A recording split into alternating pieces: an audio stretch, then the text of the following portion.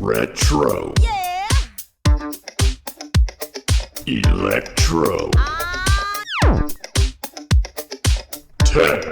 Oh yeah. Hey, turn the lights back on. Wow. Retro electro tech. When real audio ruled the world. Well, hello there once again, ladies and gentlemen. This is Retro Ernest of Retro Electro Tech. I hope everybody's doing well, or at least as good as you could all be doing, considering your personal life circumstances. So everything is okay on this end, busy as usual. On the bench here, what we're going to be focusing on right now is this Sansui 9090DB. I have equipment all over this bench, several pieces that I'm actively working on, other pieces of equipment on other benches in the shop here. So I've had to shelve this one for a while. I've been kind of going back and forth. In fact, I've been working on it a little bit in phases. I got some of the power supply recapped, some caps pulled out, some caps on board, some stuff I have to get soldered in.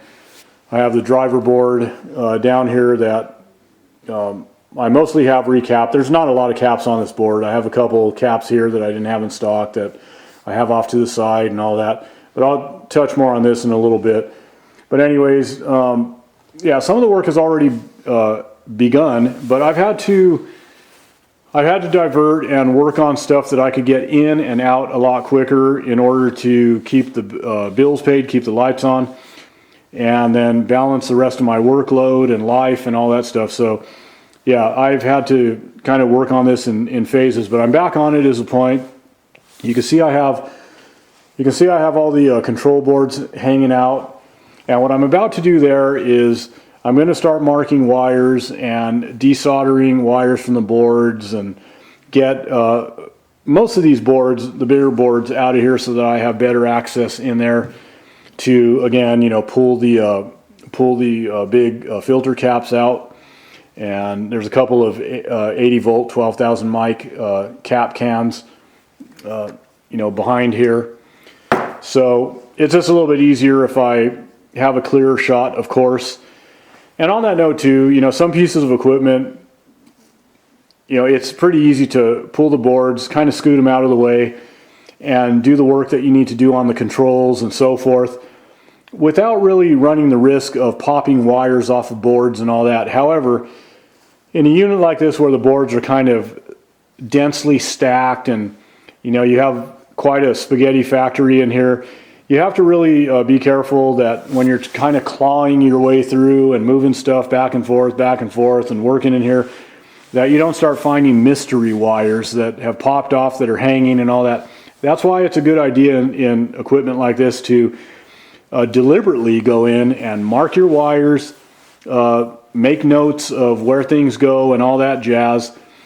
So just a little tip if you don't already know that. You really got to watch it when you're navigating your way through here. Plus, just to get the stuff out of your way to work more effectively. When I have to do that anyways, like in this case, I kind of like it because, again, when I have the boards out of the unit completely, I can rotate the boards around, spray out pots and switches better, let them drain, position them for drainage a little bit better, and then go in later after everything dries out, reintroduce my lubricant, so forth and so on. And also too, like I said, I'm going to be refurbishing the tone board here, recapping it, tolerance checking all the components, you know, again, obviously servicing the controls. So that's going to be nice to do when it's not hanging there, just dangling. And also too, there's on one of these boards, the switchboard back here, there's some problems with a couple of the switches, and I'm going to get into that later. But what I will say just in brief, that these switches here will not latch. Okay, like these ones here, you see that they latch. You could probably even hear them click, click, click, click doing that. These ones, they will not latch. And I'm kind of wondering why that is. But these switch caps here, I think somebody glued them in place. They appear to be anyways. Now I tried getting them off within reason. And what I mean is, you know, I know not to yank and yank and yank on these because these are fairly delicate switches, obviously. And you don't want to run the risk of breaking the plastic shafts, you know, cracking them, breaking them, and all that jazz. So anyways, but the bottom line is that I couldn't get the caps off. I tried within reason, and I even tried applying just a little bit of heat to the caps. And when I say a little bit of heat, I mean a little bit of heat. I'm talking like the kind of heat you'd get from like a hair dryer. And you're not going to have a hair dryer so hot that it's going to it's going to singe your hair on your head, right? Right. So, you know, I use my hand and I feel it getting hot, you know, hot enough to where I know it's not going to be melting plastic. And get some heat in there, let it get nice and warm, because if somebody did apply an adhesive, well, that might soften up the adhesive enough for me to get the caps off. That's the objective. Well, not the case here. I still couldn't get them off even with a little bit of heat. I figured, well, you know, maybe somebody was messing with these switches. I don't know. But the bottom line is, whether it's related or not, probably not, as far as, you know, if somebody glued a cap on. Regardless though, these switches are not latching. They're useless otherwise. So I'm going to have to see if I can hunt down a switch. I don't know if I can replace these. I know they're still made. I know these switches are still available, but anyways, I have to desolder these ones from the board and, you know, hunt down some replacements. But I did want to point that out because obviously the owner is going to be viewing this video as well. So anyways, there's that. And then here's our driver board. And I have some caps in here already. You know, you could see I haven't soldered them in yet. I got some film caps in there, some electrolytics. A couple that I didn't have in stock that are sitting off to the side in a box that I haven't even opened yet. So, but before I do that, and something I want to point out, and something that I'm also going to cover a little bit of, is how I go through and kind of do a down and dirty spot checking as far as things that are out of tolerance, you know, resistors. I want to check diode function. I started some of that already, but I'll go through some of that on camera. You know, I'll show you how I'm probing around, what I'm checking, and then, you know, take a look at the meter. And I'll throw out some tips on, you know, how to measure the transistor junctions and how to deal with some anomalous readings and kind of the thought process there. Because when you're testing stuff in circuit, you are going to obtain anomalous readings, okay? Because you're reading across other components sometimes, and how to kind of think your way through that and how to deal with it. So I'll touch on some of that, but this is not going to be a, you know, where I take you by the hand and walk you through step by step how to go through a Sansui 9090DB. That's not really what this is about. This is more principle based as far as the tips I'm going to provide. And again, a lot of this is really for the customer to see what phase I'm in, the processes I'm going through as I'm servicing his equipment. So this will probably be an okay video for some of you that want to learn a little bit and maybe a few tips here and there. But again, by no means is it going to be a step-by-step how-to video. So anyways, let's go ahead and get to it. Okay, so I got on with the desoldering and did what I had to do. I've got some of the boards pulled over here. And I'll just zoom in a little bit and scroll along slowly. And you can see I have a bit more room in there now. You know, especially when I pull out those filters, and also too I have to work on the switchboard here. I had mentioned that I have a couple of bad switches here, the 24 pin meter switch and the FM muting switch. So I have the 24 pin on order. I found it, and I'm waiting for some info back on the 6 pin FM muting switch. They're all pretty standard, but I want to make sure that everything dimensionally speaking is where I need it to be as far as the body size of the switch, the lead spacing and all that. So I'm just waiting for some info back. Okay, so let's get into doing some tolerance checking or spot checking of these components. I did a little bit already, and I just want to mention that the whole purpose of this is to go through really quick and just do some quick pass or fail spot checking. If we wanted to go deeper, if we come across something that reads incorrectly, in other words, we obtain an anomalous reading on one of these parts, then sometimes I'll lift, you know, a leg out of circuit and check, or I'll pull the part out of circuit completely, whatever. If I want to go into some deeper testing, especially, like for example, if I have a transistor that is kind of suspect, I could pull it, put it on a transistor checker out of circuit and check it. If I want more information, then, you know, hook it up to a curve tracer. If I want to, you know, read its, you know, characteristic curves and all that. So this is pass-fail stuff. So I can go through and check junctions of transistors and all that, check resistor values, check diode function, see if a diode is forward biasing, if we have our diode drop and all that, if it's behaving normally. But expect that you're going to get anomalous readings. That doesn't mean that there's a problem. And I'll talk a little bit more about that, but in just a minute. But let's just start by reading a resistor, plain and simple. So if we go over here to the meter, I'm going to switch over to you know, ohms mode, and right now we just show OL because obviously, you know, I'm not doing anything with the leads, with the probes.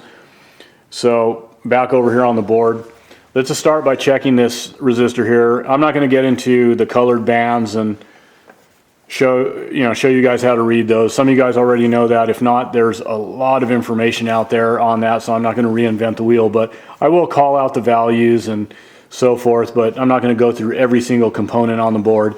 But I just want to give you guys an idea how I go through and spot check and throw some tips your way, as you know, tips that might help you out to go through this process.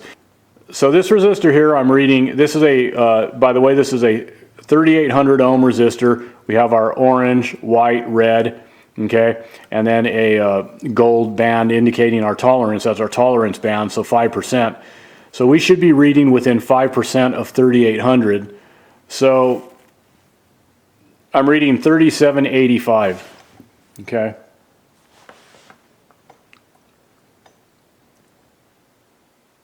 $37.80, whatever. Let me get a better, yeah, get a better connection there. Close enough, 37.86, whatever. So we're within that 5% tolerance. So anyways, let me go ahead and now let's jump to the opposite side of the board and read the identical resistor on the other side of the board. Okay, 37.74. So we're good. These resistors here are within tolerance. All right, so that's the objective.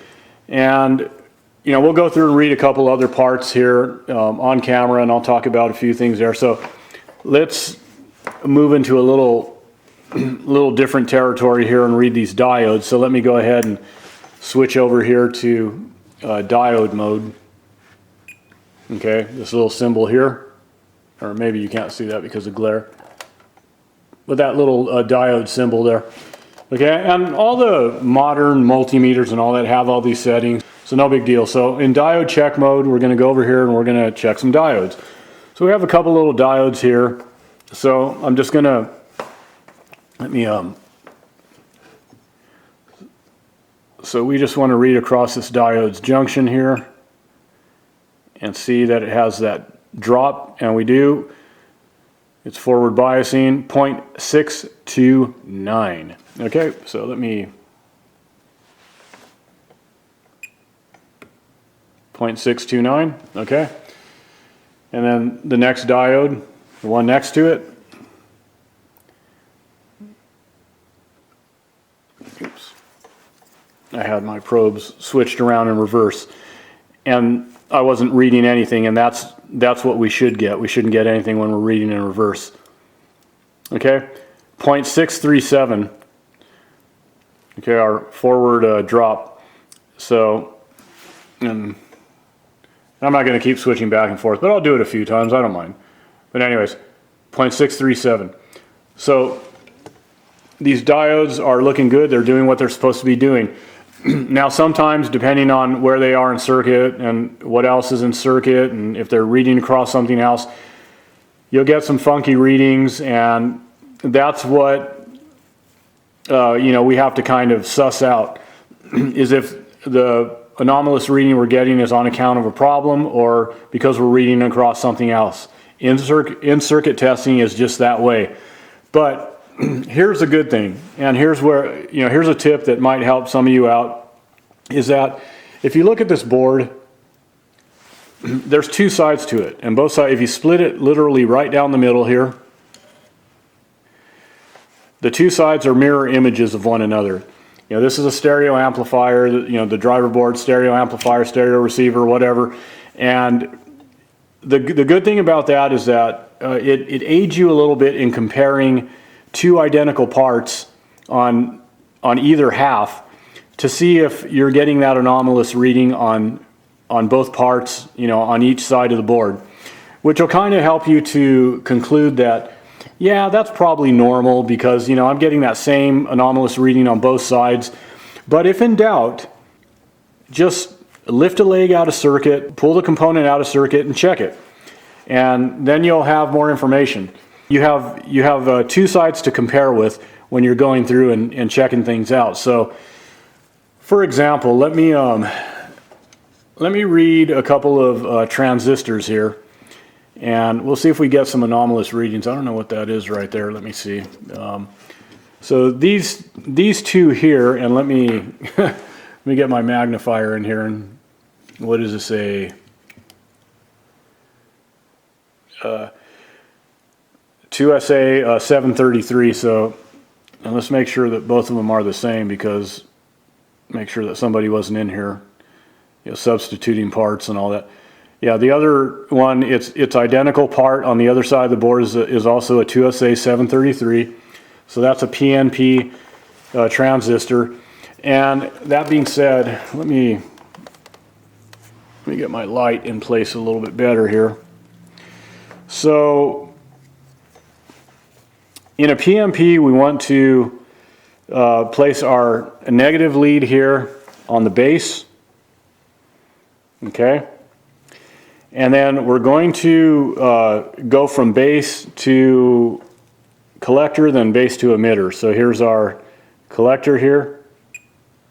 Okay. And that's showing 0.656. So we're reading across that junction, 0.656. And our emitter should be a little bit, let me see, 0.659. Okay. So now what I want to do after I go from base to collector, base to emitter, then I want to take my probes and go and read between collector and emitter. Okay? And I'm not getting any reading, and that's exactly what we want. And then let me switch these probes in reverse and read from collector to emitter again.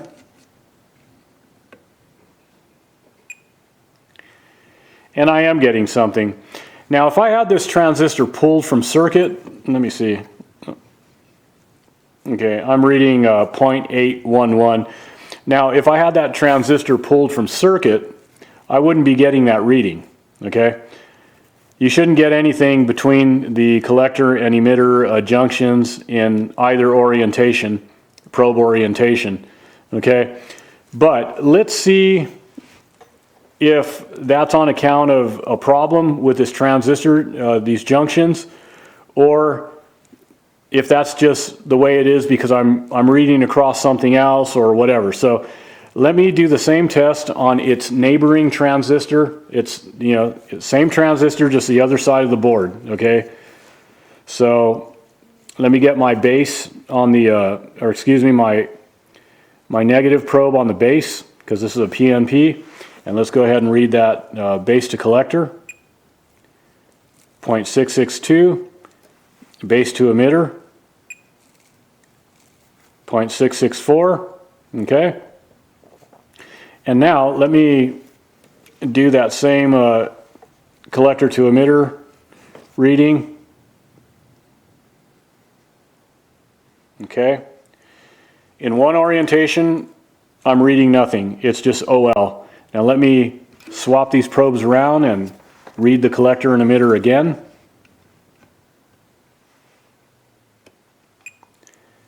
And I'm getting that reading again. A little bit higher, but no big deal. It's in the ballpark, 0.848. So what that tells me right off the bat is you know, I'm getting that reading because I'm reading these transistors in circuit, but I'm getting the same anomaly on both collectors and emitters when I'm reading them. Okay, when I'm reading across them, so I'm getting the same reading between both. So that's what I'm talking about, is that in this situation it kind of aids you along, and you can sort of conclude there that, yeah, I'm getting that anomalous reading between the collector and emitter of both transistors because, well, you know, they're both doing it, and that's because they're in circuit. I'm reading across something else. Okay, great. So there you go. But again, if I had to pull these transistors, for example, out of circuit just to be sure and check that, you know, both of those collector and emitter junctions, and make sure that I'm not getting any readings, you know, in either direction when I swap these probes around, then I would want to remove them from circuit for more definitive testing. But that's how this can kind of help you out, by understanding that, yes, you are going to get anomalous readings when you're checking in circuit, but you can also sort of conclude that if you get those anomalous readings on both sides of the board via both identical components, both sides of the board, then more than likely that's abnormally normal. Okay, just put it that way as far as in-circuit testing goes. So that's kind of what I wanted to touch on.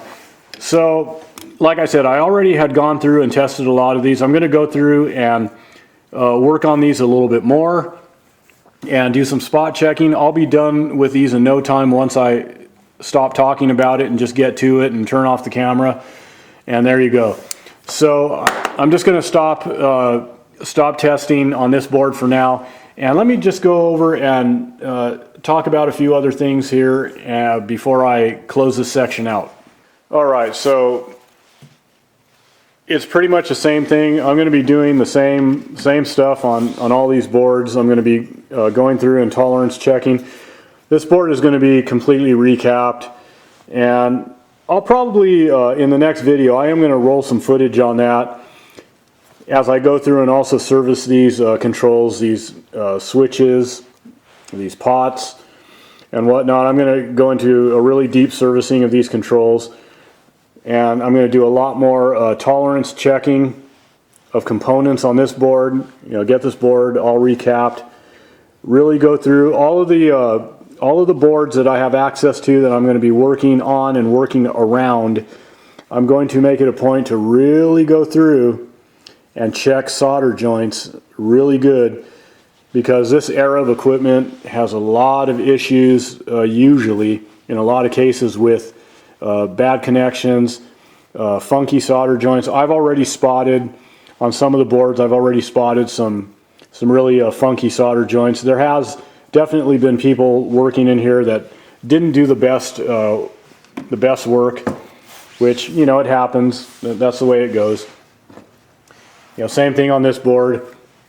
I'm going to go through it, do a lot of tolerance checking, get these switches all, you know, cleaned out really nice, and go through and really check out solder joints and all that stuff.